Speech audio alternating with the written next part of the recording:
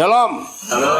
Kita buka Yakobus 5 ayat 16. Saya percaya semua kita sudah tahu karena ini ayat yang paling enak untuk mengancam Tuhan. Betul enggak? Nah, seringkali kita hanya melihat kalimat yang kedua. Doa orang yang benar bila dengan yakin didoakan bagaimana? Besar kuasanya. Tapi kita harus tahu, untuk menjadi orang benar itu bukan perlu doa puasa, bukan perlu ini, perlu itu, tidak. Tapi kalimat yang di atasnya. Ayo kita baca sama-sama dari awal. Sudah? 1, 2, 3. Karena itu dan saling mendoakan supaya kamu benar. Nah, ini terjemahnya. Seringkali kita tidak menggabungkan satu ayat ini karena ada kata benar dan ada kata sembuh. Ya, secara bahasa Indonesia benar dan sembuh jelas beda. Tapi sesungguhnya artinya sama. Benar itu artinya pulih. Benar itu artinya murni. Kalau bahasa kesehatan dibenarkan itu didetoks. Ya, racunnya dikeluarkan. Berarti sembuh itu benar, sembuh itu murni, sembuh itu bersih, sembuh itu sudah selesai didetoks. Jadi mengerti ya? Nah, bagi saudara yang belum pernah tahu firman ini, biarlah hari ini saudara jadikan kebenaran dalam hidup ini. Ternyata untuk menjadi benar, menjadi sembuh, itu tidak melakukan ritual. Maaf saya berkata, setiap agama di dunia ini pasti punya ritual. Dan semua agama pasti ada istilah ritual pembasuhan, ritual penyucian, ritual pembersihan. Semua agama itu pasti ada. Nah, tapi yang Tuhan mau untuk kita benar, untuk kita sembuh, ternyata tidak ada ritualnya. Hanya perlu satu sikap saja, yaitu terbuka. Hendaklah kamu saling mengaku dosamu dan saling mendoakan. Kalau saudara mendengar kata saling, itu artinya apa? Kedua-duanya. Apa lagi? Semua. Bukan, saling. Dua-dua, betul. Timbal balik. Ya, dua arah. Kenapa? Bergantian. Nah, konsep ini. Bagi beberapa saudara yang baru bergabung dengan kita di sini dan saudara sudah pernah ikut terlibat dalam bentuk pelayanan apa saja, perbedaan kita itu cuma satu, ya dalam hal ini, yaitu keterbukaan di antara kita.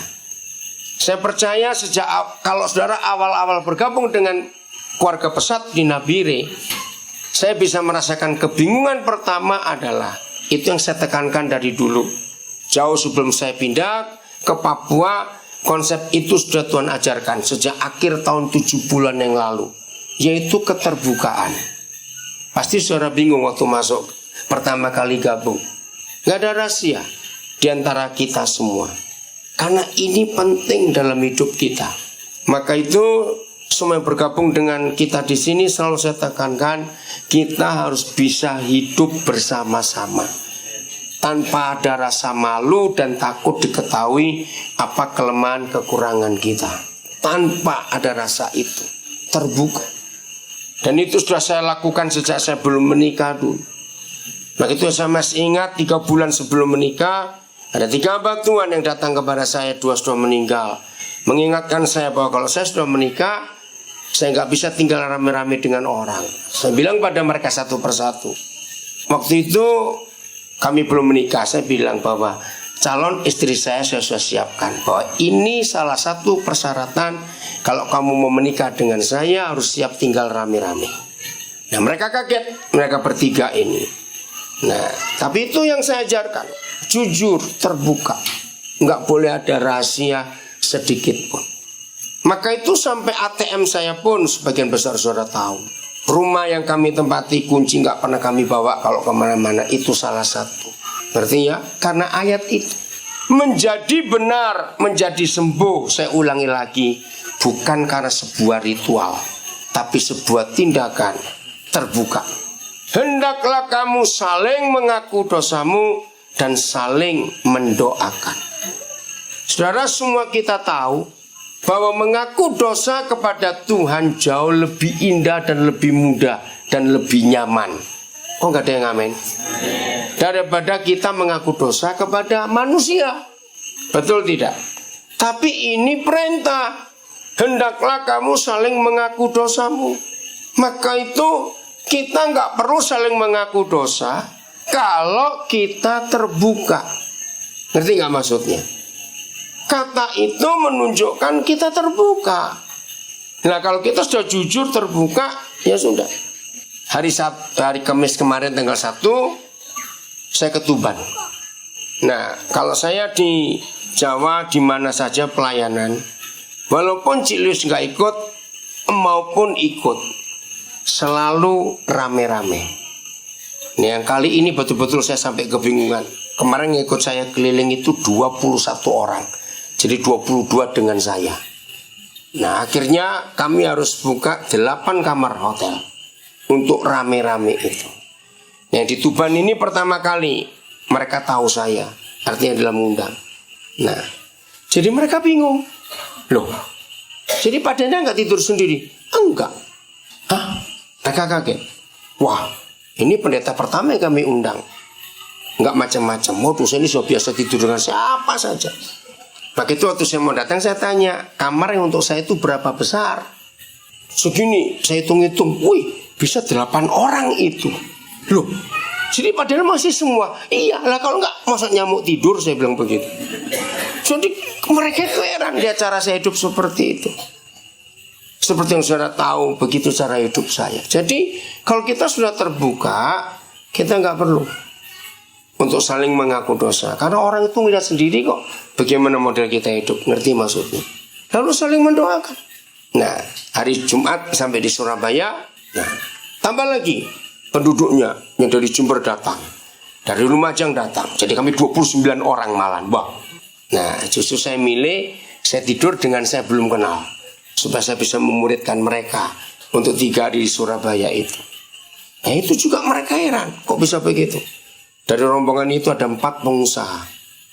Ya, mereka lihat bagaimana cara hidup ini. Dan itu sungguh menyenangkan. Coba saya ingin tunjukkan fakta itu. Pak Edo, coba sini baca ini. Ini saya barusan dapat tadi waktu saya duduk di situ. Ini rombongan, ada yang dari Kediri, mereka sudah balik kemarin. Bentar. Ini ada berapa nama yang disebut? Nah, nama-nama itu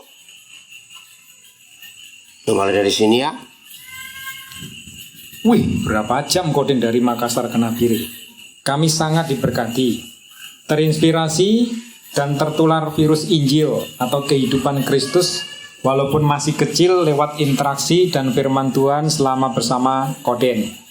Saya pribadi, Roh Kudus sepertinya mengajar nama orang Wijaya tentang perhatian dan kemurahan. Thanks Koden, salam untuk Ciluis. Terus kita sharing, Ardi belajar tentang memberi dengan tulus. nah, ini orang-orang baru yang saya baru kenal waktu perjalanan kemarin. Dia tertegur Roh Kudus kalau selama ini memberi dengan motivasi. Ricky belajar pengorbanan dan kemurahan lewat hidup Koden. Juga kata Ricky dalamnya Koden itu Roh Kudus supaya seperti sudah nyatu. Calvin belajar keintiman Koden sangat dengan itu ya. Keintiman Koden dengan itu. Calvin belajar keintiman Koden dengan Tuhan Yesus kok bisa peka sekali dengan Roh Kudus dan semangat yang luar biasa, padahal kita kadang sudah lelah dan mengantuk, namun Papiden kok tetap semangat. Jessica dan Stephanie serta Jeffrey kok berat melakukan seperti Koden. Ya, udah saja. Sana aja. Ngerti ya? Jadi ini orang-orang baru, saya pun gak kenal, tapi mereka ingin gabung. Nanti dari tanggal 18 Juni ini, 17 saya ke Samarinda, lalu 19 pagi ke Jakarta, 20 saya ke Tanjung Enim. Ada rombongan lagi yang mau ikut. Ngerti ya? Nah, itu cara saya hidup. Dalam hidup saya kata privacy itu gak ada. terbuka. Maka itu ini salah satu alasan kenapa saya takut menikah. Karena konsep ini sulit buat perempuan. Tapi saya bersyukur Tuhan beri saya istri yang luar biasa bisa mengerti. Nah, ini yang kita harus tahu, terbuka. Saudara, di dalam keterbukaan, dengar, di dalam keterbukaan, gelap bisa sembunyi enggak? Ini konsep sederhana. Gelap akan bisa ada di suatu tempat kalau tertutup. Betul? Nah, maka itu kenapa Yakobus 5 ayat 16 begitu tegas. Hendaklah kamu saling mengaku dosamu dan saling mendoakan, maka kamu benar. Dan kalau kamu sudah benar, kata Tuhan, doa orang benar itu besar kuasanya bila dengan yakin, dengan sungguh-sungguh diminta. Ini kita harus tahu. Maka itu jangan beri kesempatan kepada iblis.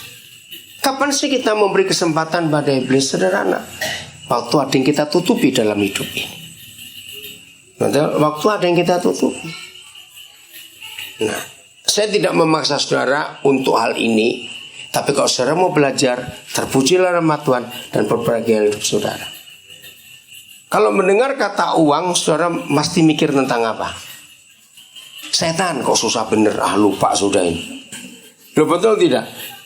Loh, ya atau tidak saya tanya. Mendengar kata uang, saudara harus mikir setan. Sebab itu kata Tuhan Yesus. Tidak ada orang di dunia selain Tuhan Yesus yang pernah berkata uang itu setan. Nah, ini salah satu alasan kenapa dengan keuangan pun saya berani terbuka pada siapa saja. Karena saya nggak mau menyembunyikan setan. Oh, enggak, amin. Nah, maka itu berhati-hati yang suka menyembunyikan setan. Kenapa Pak Sabto tertawa? Suami istri yang sering bertengkar, salah satu karena setannya disembunyikan masing-masing. Maka itu salah satu pasti mencurigai yang lain. Wih, kok dia belanja terus ya? Dapat duit dari mana itu? Ini kan gak lucu kalau yang ngomong suami istri. Lah ngapain kamu dua di rumah? Ada gak suami istri seperti itu? Hah? Oh, gak ada. Oh, puji Tuhan. Ya, kalau sampai ada suami istri saling mencurigai, kok dia bisa belanja terus ya? Duit dari mana itu? Ini aneh buat saya. Betul? Maka itu belajar terbuka, saudara. Setan gak punya kesempatan. Kejadian 3 ayat yang ke-9 ayat 8 ya, coba bacakan. Kejadian 3 ayat 8. Ini ayat yang aneh buat saya, bahkan paling lucu seluruh Alkitab. Udah? 1, 2, 3.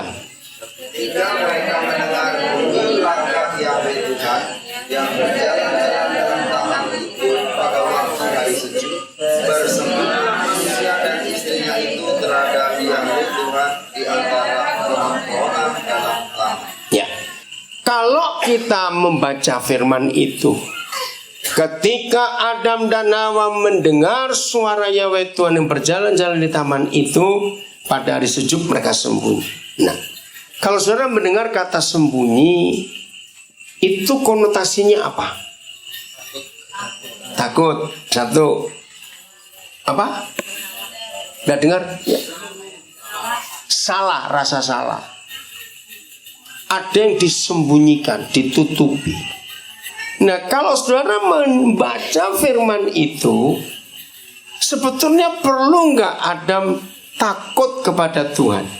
Dalam kondisi ketika mereka mendengar suara Yahweh Tuhan berjalan-jalan di taman itu pada hari sejuk, ada unsur Tuhan marah atau tidak? Tidak. Nah, kalau Tuhan marah, maka ayatnya bagaimana bunyinya? Iya, ayo. Kalau Tuhan marah, berarti firman-Nya bunyinya seperti apa? Kubrak-kubrak begitunya. Tuhan nggak mungkin berjalan-jalan. Lompat-lompat. Pasti buat ribut. Nah, itu yang aneh. Ngimpi, dia mimpi lagi tidur kok nggak apa-apa. Nah, untuk apa harus takut? Untuk apa harus malu? Untuk apa harus sembunyi? Kalau jelas Tuhan itu nggak marah kok. Betul? Siapa bisa jawab? Untuk apa? Untuk apa harus takut? Untuk apa harus malu? Maka itu di sini kita belajar. Kalau ada kesalahan, kita pasti ketakutan.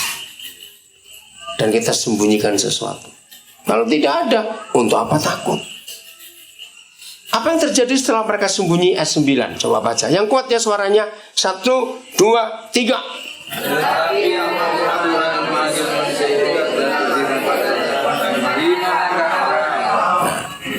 Akhirnya Tuhan yang berinisiatif. Nah, ini kita belajar. Tuhan yang berinisiatif untuk mencari. Seharusnya Adam dan Hawa yang berinisiatif ketemu. Betul nggak? Renungkan ini. Harusnya Adam dan Hawa yang berinisiatif untuk ketemu. Kenapa harus Tuhan? Apa yang kita belajar dari sikap ini? Apa? Bukan. Apa yang kita belajar? Tuhan rendah hati. Apalagi? Kan seharusnya Adam dan Hawa yang menyatakan diri. Kenapa harus Tuhan yang cari? 1, Tuhan rendah hati, betul. Apalagi? Tuhan peduli. Apalagi? Tuhan mengasihi. Tuhan kangen, betul. Maka itu dicari. Maka itu guru-guru, saya ingin saudara bersikap seperti ini. Saya tidak suka saudara jangan jadi guru yang ditakuti murid sampai mereka takut ketemu saudara. Engkau jahat dan kau kejam. Catat ini baik-baik. Kalau sampai ada murid ketakutan bertemu saudara, berarti ada yang salah dalam hidup saudara. Setuju? Tuhan aja nggak begitu. Masa kamu begitu? Sombong betul. Artinya jangan. Termasuk pada anak-anak. Saudara jadi papa mama tidak boleh ditakuti. Anak-anak enggak boleh sampai anak-anak ketakutan melihat saudara. Disegani harus. Tapi ketakutan tidak boleh. Nah, firman-Nya itu yang aneh. Di manakah engkau hai manusia? Logikanya, Tuhan tahu atau tidak? Tidak. Ternyata saya belajar Tuhan nggak tahu. Karena kalau sampai Tuhan tahu dia pendusta, dia munafik. Masa dia nggak tahu? Saya tahu kok pakai tanya. Serius. Jadi dia nggak tahu. Loh kok bisa? Katanya maha tahu. Nah ini dia. Lama saya belajar konsep ini. Nggak mungkin yang maha tahu kok jadi nggak tahu. Ternyata betul tidak tahu. Begini. Ketika sampai pada satu ayat di kitab Mazmur yang mengatakan Tuhan itu matahari kebenaran, maksudnya. Nah seperti itu. Seandainya sekarang ini siang hari, ya, nggak ada atap ini. Oh ya, terima kasih Pak Tony dapat pinjaman tenda ini. Nggak bayar tuh mereka ini. Nggak cuma tanya aja. Ya, seandainya nggak ada tenda ini, ya. Walaupun 4 rumah di kanan ini pintu jendelanya kecil-kecil, walaupun. Tapi kalau di siang hari, jendela kecil-kecil ini ditutup rapat-rapat dengan tirai atau apa saja. Walaupun tengah hari, sinarnya bisa masuk atau tidak? Bisa masuk atau tidak? Tidak. Jadi gelap di dalam. Nah, di situ saya mengerti ayat ini. Kalau kita manusia sombong, menutup diri terhadap Tuhan, maka dia jadi tidak maha tahu. Karena kita menyembunyikan. Ini luar biasa. Maka itu di akhir Alkitab, kitab Wahyu pasal 3 ayat 20. Begini kata Tuhan Yesus, lihat aku berdiri di muka pintu sambil ketok. Masih ingat? Nah, itu bukan untuk petobat baru. Itu untuk Kristen yang sudah lama. Karena di peristiwa Wahyu 3:20 Tuhan Yesus pulang ke gereja Laodikia. Itu kan rumahnya sendiri, gereja. Nah kan lucu, masa pulang ke rumah saya pakai ketok pintu? Walaupun gak ada yang bukain pintu, kalau dia Tuhan, dia mampu masuk gak? Tanpa dibuka pintunya, jawab. Loh, logikanya mampu masuk tidak? Tapi dia tidak mau. Karena dia gak pernah dobrak, dia sopan. Saudara, ini konsep yang saya temukan akhir 70-an yang lalu. Maka itu sejak hari itu saya belajar untuk terbuka. Pertama kali Tuhan percayakan saya sebuah rumah. Saya masih ingat 1 Agustus tahun 85. Itu pertama kali saya lepas dari keluarga saya. Tinggal di sebuah rumah yang dipinjam oleh seorang pengusaha di Surabaya. Langsung saya bilang kepada semua yang tinggal, tidak ada kunci di rumah ini. Sama sekali. Baik kunci pagar, kunci pintu depan, nggak ada.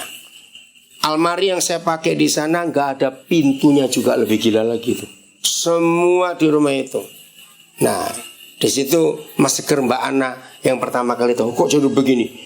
Tidurnya pun kami rame-rame. Saya sebagai pemimpin waktu itu saya punya hak untuk punya kamar sendiri. Tapi saya bilang enggak. Saya ingin dilihat, dikenal oleh semua orang. Ya saya ini begini, gitu aja sudah. Karena ayat itu. Jadi ayo mulai hari ini belajar untuk terbuka. Termasuk dengan setan-setanmu itu. Amin. Terbukalah. Supaya setan itu tiap kali malu dengan kita. Amin. Nah itu ada yang mukanya gak enak di situ. Ayo kita belajar saudara. Supaya keterbukaan itu membuat terang itu tetap ada di hidup kita. Amin. Dan dampaknya hidup seperti ini itu ringan sekali kita berjalan. Nggak ada beban sama sekali. Betul tidak? Sama sekali nggak ada beban. Dan itu menyenangkan kalau kita mau hidup seperti ini. Siap berubah mulai hari ini? Nah ini konsep yang saya pakai. Semua kita yang bergabung, ayo kita terbuka, ayo kita jujur. Nggak perlu takut diketahui kelemahan kekurangan kita. Nggak perlu takut diketahui berapa duit kita. Nggak perlu takut. Berat. Satu-satunya cara untuk berani terbuka dengan uang, sering-seringlah nggak punya uang. Nggak betul nggak? Kalau kita sering nggak punya uang itu, hidup itu enteng loh saudara. Justru banyak uang itu berat, bebannya berat. Setuju saya ngomong ini? Nah, maka itu yang selalu berbeban berat itu pasti kebanyakan duit. Karena duit itu berat. Amin. Selamat menikmati kasih Tuhan dalam hidup kita semuanya. Dan jadilah orang-orang benar. Karena kita saling terbuka. Tuhan memberkati kita semuanya.